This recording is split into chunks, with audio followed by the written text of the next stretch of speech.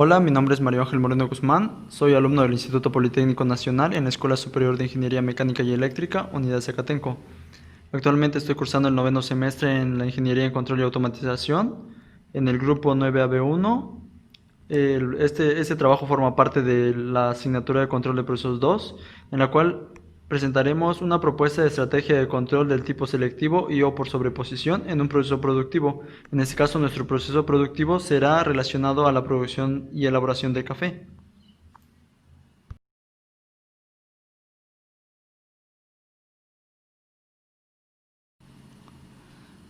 Como bien se sabe, la producción de café es una actividad que se realiza en el centro y en el sur de México, en algunos estados principalmente. Eh, este tipo de actividades permite la generación de empleos y la activación de la economía en los diferentes lugares en donde se practica. El principal componente del café es la cafeína, la cual funciona como un estimulante para el cerebro y para el sistema nervioso, haciendo que el cuerpo reaccione de una forma mejor y se pueda mantener alerta física y mentalmente. Bueno, tiene algunos efectos diferentes en algunas personas.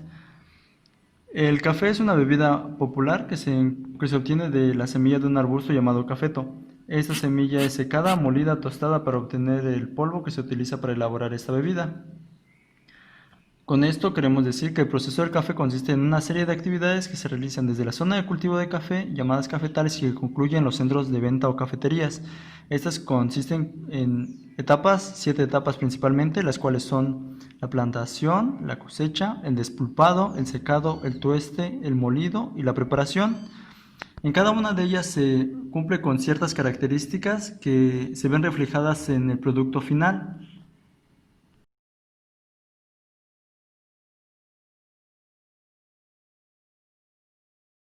Las etapas mencionadas anteriormente se presentan en esta imagen, a excepción de la plantación y la preparación del café. Todo inicia a partir de la cosecha, en la cual se hace la selección de granos de los frutos rojos y de los frutos verdes.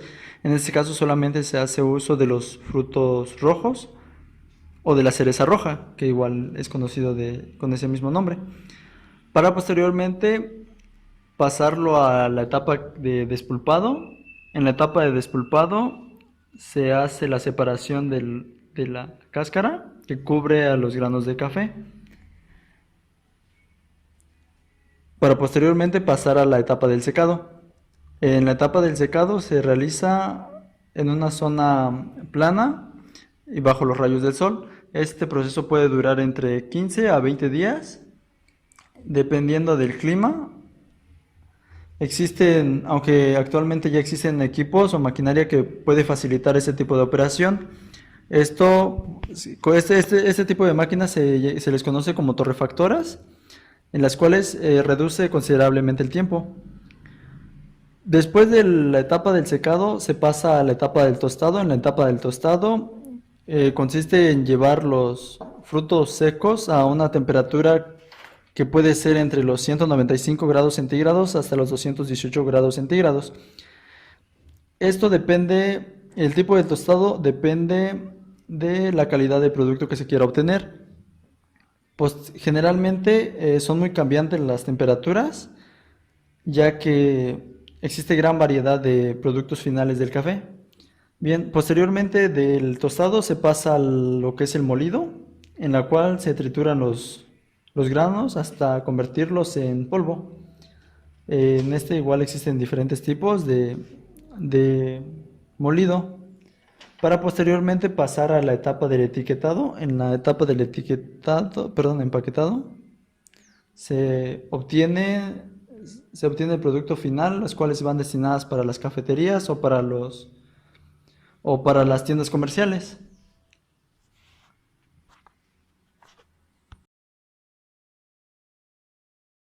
De las etapas mencionadas anteriormente, únicamente nos interesa uno para implementar la estrategia de control. En este caso será la etapa del tostado, en la cual se pretende controlar el valor de la temperatura en el tostado del café, llevándolo a una temperatura específica y mantenerla durante un tiempo determinado para obtener un tipo de café, ya sea un café medio, de tostado medio o de tostado medio alto. Para conseguir lo anterior es necesario aplicar la estrategia de control por selección, en la cual las variables serán la temperatura y el flujo de combustible en un tanque de agitado y en un horno, respectivamente. Esto será realizando un control por lazo cerrado, en la cual se contará con una válvula en la tubería que será gobernada ya sea por un controlador de flujo o por un controlador de temperatura, para poder ajustarse a los valores requeridos por el tanque agitador.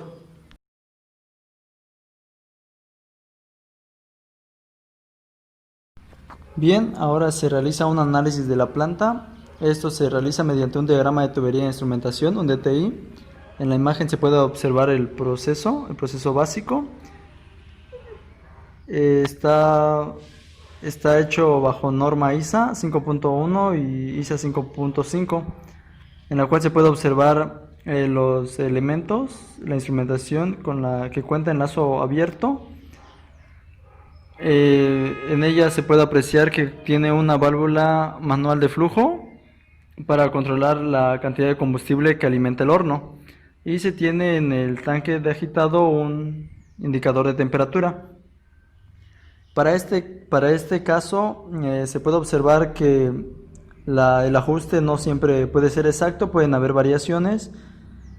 Es por ello que se pretende implementar una estrategia en lazo cerrado que permita ajustarse automáticamente a los valores, a los valores requeridos de acuerdo al proceso, y se puede ajustar de acuerdo a la temperatura requerida en el tanque de agitado. Es por ello que consideramos que una estrategia en lazo abierto no podría ser adecuado, y se pretende implementar la estrategia en lazo cerrado. La estrategia de selección y o por sobreposición consiste en tener dos o más variables a controlar, las cuales se hace una selección de una de ellas de acuerdo al nivel de importancia que tenga. Y una vez que el controlador o los controladores han decidido cuál es el más prioritario para realizar la función, se pasa al actuador, realiza la operación correspondiente. En este caso, volviendo a lo anterior, también se realiza el proceso de sobreposición. Esto quiere decir que un proceso o un controlador se sobrepone sobre la otra. Este tipo de estrategia es muy importante en los procesos en las que se requiere, en las que se tienen muchas variables a controlar y únicamente se tiene un actuador. En ella se desarrolla la estrategia para que pueda únicamente operar una, considerando las otras variables. Es una operación muy importante, bueno, yo considero muy importante en los procesos simples, en donde se tiene una escasez o un número limitado de equipos. Bien, también es importante considerar que existen muchos procesos en los cuales los costos de instrumentación están limitados. Es por ello que en ellas también se puede implementar ese tipo de estrategias.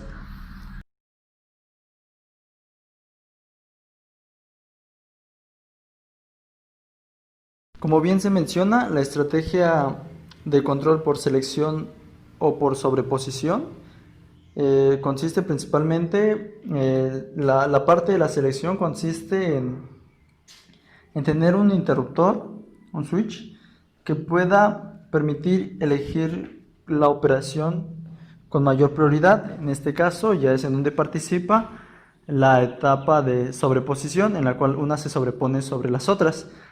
En este caso, de acuerdo a la imagen, pretendemos tener la variable de temperatura sobreponiéndose al controlador de flujo o al interruptor de flujo. También se incluirá un temporizador. El temporizador se sobrepondrá al controlador de temperatura y al controlador de flujo. Esto con la finalidad de que después de un determinado tiempo, como ya se había mencionado anteriormente, en un determinado tiempo del proceso, se detiene regresando todos los valores a su estado inicial. En la imagen únicamente se puede apreciar los dos valores, las dos variables, que es la temperatura y el flujo. En el tanque de agitado, como se puede observar, consiste en un motor y unas aspas que funcionan constantemente. Esto se acciona inmediatamente cuando inicia el proceso. Mientras que en la parte inferior, la que será un horno, el horno será el encargado de suministrar el calor necesario que pueda elevar la temperatura dentro del tanque. Se considera de esta forma un trabajo en la cual se pueda manipular correctamente las dos variables sin que una se encuentre muy relacionada a la otra. De esta forma se puede tener una mejor perspectiva del proceso y una mejor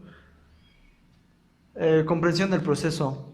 Todo esto se muestra más a continuación en las siguientes diapositivas, en las que se mostrará el diagrama ya mejorado, y para posteriormente se pasará a un simulador en la cual se observará el proceso de forma visual y podremos obtener conclusiones.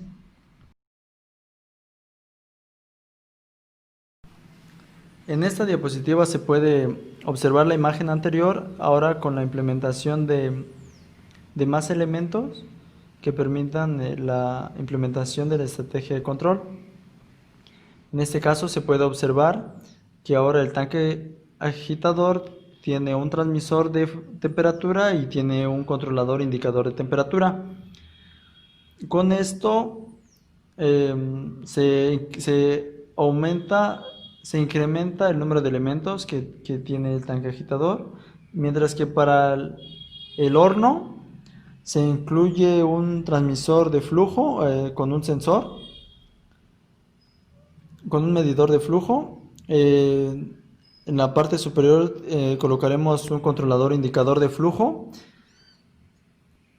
el cual será el encargado de detectar la cantidad de flujo y poder ajustarlo a los parámetros adecuados.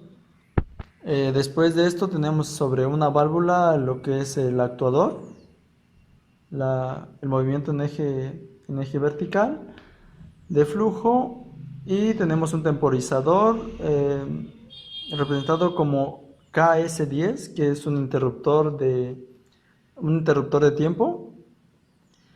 Todos estos elementos serán seleccionados por un interruptor de flujo. Este interruptor de flujo, que forma parte del lazo 10, será el encargado de accionarse o desactivarse. Esto es con la intención de que el flujo es la variable de menor importancia y sobre la cual los demás se sobreponen.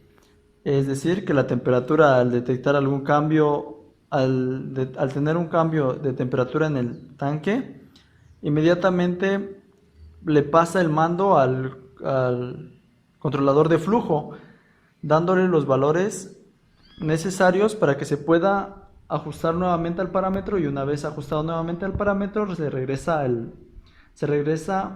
el control a la variable de temperatura. Más sin embargo, después de un cierto tiempo pasa el mando al interruptor temporal o al interruptor de tiempo, la cual se sobrepondrá sobre la variable temperatura y sobre el controlador de flujo.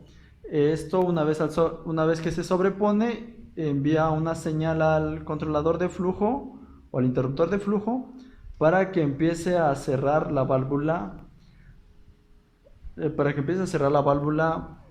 que controla el flujo de combustible.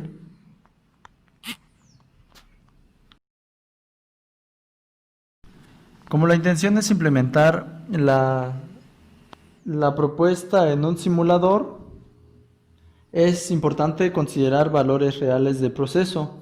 Es por ello que proponemos 3 simulaciones con 3 características diferentes para poder observar un proceso más completo, un poco más parecido a lo real. En ello, tendremos para un tostado alto, necesitaremos una temperatura de 220 grados centígrados en el tanque agitador durante un tiempo de 3 minutos. También realizaremos una prueba con un tostado medio que será a 200 grados centígrados en una temperatura de 2 minutos igual que en un tostado claro, que se requieren 190 grados centígrados en un tiempo de 2 minutos. Esto se realiza con la intención de poder observar el comportamiento que tiene el sistema y poder comprender si la estrategia de control es la adecuada y ha sido implementado de forma correcta. Además de que mediante los gráficos del simulador podremos observar los valores que va adquiriendo el flujo para ajustarse a los valores requeridos por la temperatura. Y obviamente después de un cierto tiempo se verá la participación del temporizador, la cual se sobrepondrá a los otros 2 controladores, haciendo que se detenga el proceso y pueda concluir.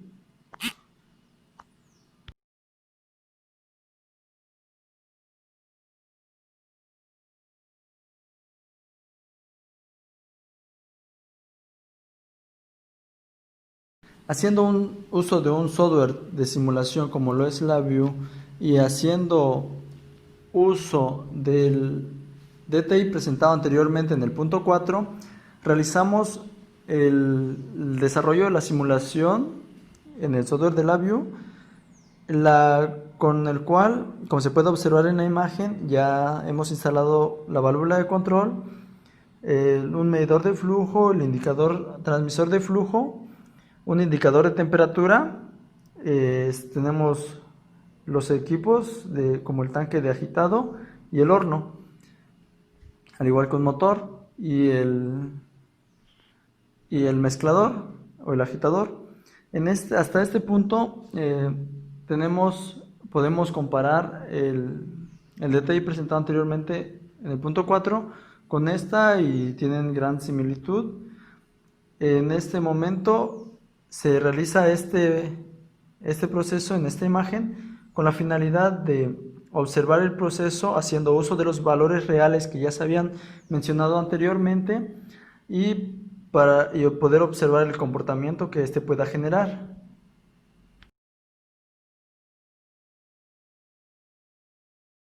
En este punto, en el punto 7, se presenta el sistema en LabVIEW con equipos complementarios, en la cual se incluye un HMI, un elemento de seguridad, de monitoreo de alarmas, que nos puedan indicar el estado del proceso, además de que garantizan la seguridad de ella. También se incluyen mensajes que informan sobre el estado del sistema.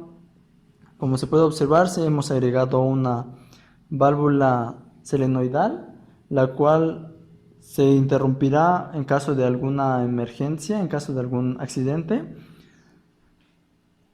También hemos añadido el HMI con pantallas gráficas e indicadores con luces piloto y los interruptores que nos permitirán observar si el proceso ha iniciado o ha finalizado. También hemos agregado una ventana de simulación de falla en la cual se incluye una perturbación en grados centígrados que pueda ocurrir en el tanque agitador. También tenemos por fuga de combustible, son pruebas que realizaremos más adelante conforme vamos desarrollando estos puntos. Cabe señalar que para el diseño de HMI existen normas como la ISA 101, las cuales indican los colores que se deben de utilizar, los procedimientos que se deben de realizar. Bien, ahora estamos en el simulador de LabVIEW. Como podemos observar, aquí tenemos el sistema equivalente al DTI mostrado anteriormente. Podemos iniciar Con un tostado alto, inmediatamente se actualizan los valores de 3 minutos a 220 grados centígrados. La lámpara roja nos indica que el proceso no se ha iniciado. Cuando iniciamos, inmediatamente cambia a verde y nos aparece un mensaje de que el proceso ha iniciado. Vemos cómo va incrementando el valor de la temperatura al mismo tiempo en la que incrementa el valor de flujo. Esto, aquí podemos observar cómo hace el cambio de luz. La luz piloto ahora se activa el de color verde. Tenemos una válvula selenoide. La válvula selenoide está colocada para desactivarse en caso de algún paro de emergencia. Inmediatamente se detiene el flujo. De esta forma se evitan accidentes. Ahora nos queda esperar durante 3 minutos en lo que realiza el proceso. Tenemos activado el temporizador. Como bien se había mencionado, son 3 variables las que controlamos: el flujo, la temperatura, y tenemos un temporizador. El temporizador es el que se sobrepone a las otras 2 acciones, tanto a la acción de flujo como a la acción de temperatura. Por ahora se han iniciado las 2. En este caso vamos a probar la función del temporizador. Al completarse los 3 minutos, inmediatamente debe disminuir el flujo. Al disminuir el flujo, debe disminuirse la temperatura. Posteriormente haremos unas pruebas en las que simularemos una falla de perturbación en el tanque agitador para poder observar el comportamiento que realiza y poder probar si el sistema responde correctamente a algún cambio que pueda existir, ajustándose para compensar inmediatamente los valores y poder regresar a su estado ideal.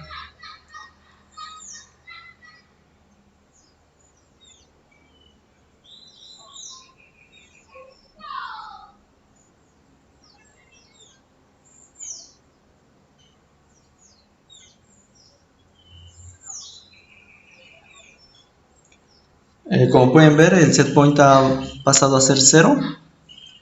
Esto lo que indica es de que hasta el momento ha guardado el último registro, que es de 220 grados, y es el que mantiene hasta ahora. Como pueden observar aquí en la gráfica, es el que está conservando 220 grados. Lo mismo nos indica este gráfico de abajo.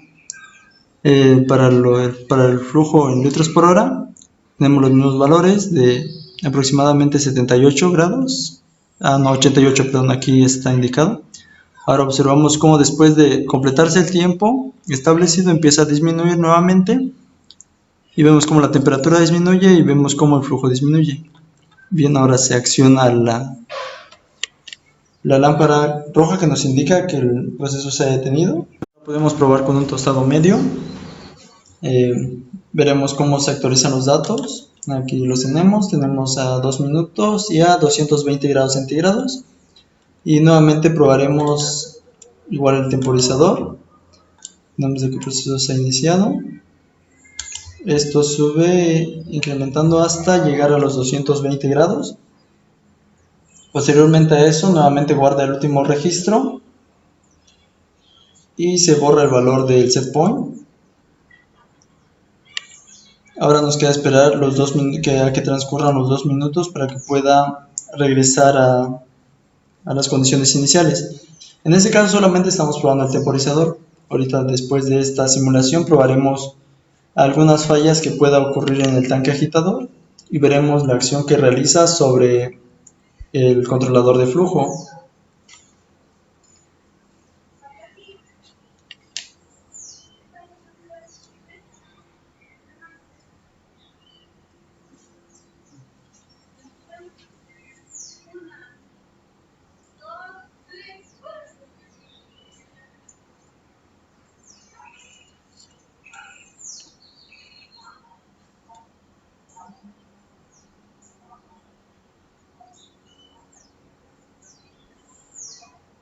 En este caso el proceso indica de que en este momento tiene las semillas de café del contenedor, dentro del tanque, se están agitando y durante un tiempo establecido detiene el proceso, el temporizador detiene el proceso, inmediatamente actúa sobre el controlador de flujo haciendo que disminuya la cantidad de flujo que pasa por la tubería. Esto hace que responda de igual forma la temperatura empieza a disminuir de igual forma.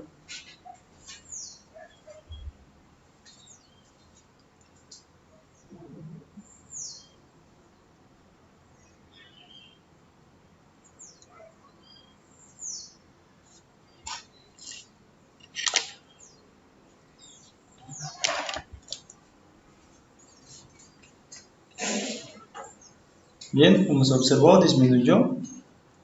Ahora estamos a las condiciones iniciales. Bien, ahora podemos hacer una prueba más en la que nosotros indiquemos el valor del tiempo, podrían ser 5 minutos. En un set point que nosotros elijamos, podrían ser 120 grados centígrados.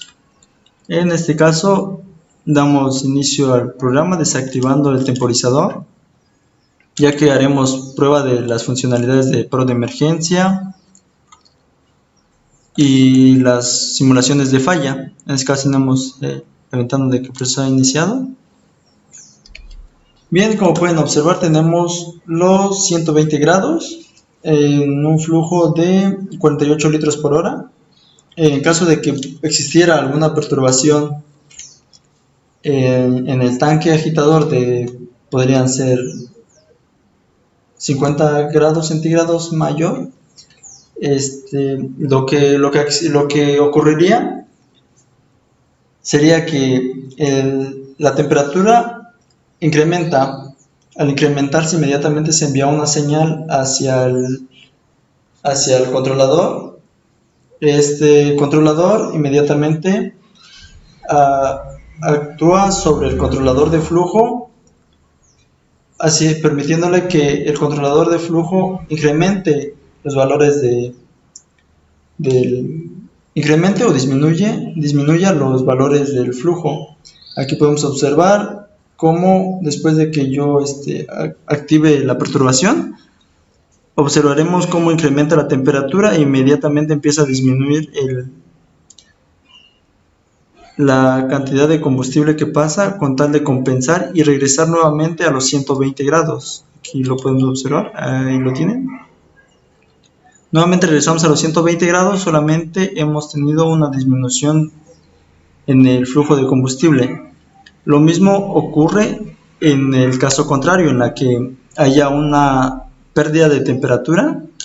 Aquí tenemos una pérdida de temperatura, inmediatamente sube hasta compensar nuevamente los valores. Esto puede ser para cualquier perturbación, podría ser una perturbación mayor, podría ser de 100 grados. Al aumentarse 100 grados, tendríamos 220 grados e inmediatamente actúa el controlador de flujo, haciendo que disminuya el paso de combustible. Aquí lo tienen, empieza a disminuir hasta conseguir nuevamente los 120. En este caso tenemos solamente 8 litros por hora. Lo mismo de igual forma para el caso contrario. Como pueden observar, siempre el sistema se ajusta automáticamente para conservar el valor del set point, que son los 120 grados que se le ha indicado. Podemos hacer una prueba de fuga de combustible, pero por ahora haremos un paro de emergencia. Bien, el proceso se detuvo por paro de emergencia. Inmediatamente empiezan a disminuir los valores del flujo y de la temperatura y se acciona en nuestro paro de emergencia.